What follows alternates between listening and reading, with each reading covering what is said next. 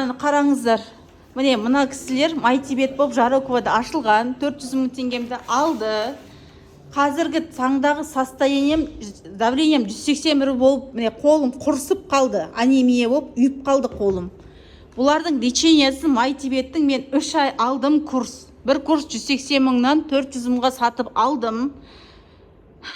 Ем қонған жоқ. Мен бірақ постоянно айтып жүрдім. Лечение әсер еткен жоқ деп. Ен давлением көтеріліп кетті. 2 апта болды. Учетқа давлениемен алды. Жүрекпен де учетқа алды. Доброкачественная опухоль правый почка қойып берді.